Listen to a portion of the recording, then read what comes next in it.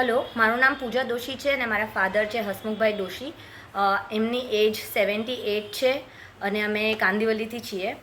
મારા ફાધરને એક bypass surgery અને 7 એન્જિયોપ્લાસ્ટી થયેલ છે. એમનો કાફી કોમ્પ્લિકેટેડ કેસ હતો. આ વર્ષે ડૉક્ટર્સે કોઈ પણ મેડિકલ સર્જરી ઓપરેટ કરવા માટે હાઈ રિસ્ક કીધું હતું, જેથી કરીને અમે EECPનું ઓપ્શન એક્સપ્લોર કર્યું.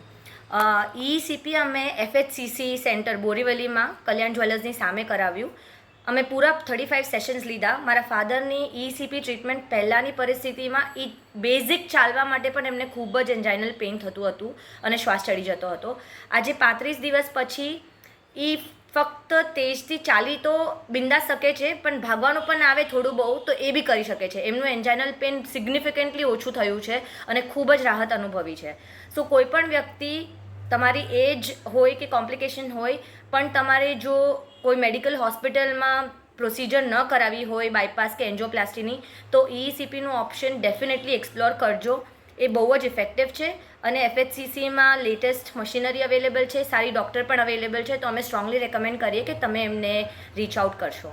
Thank you.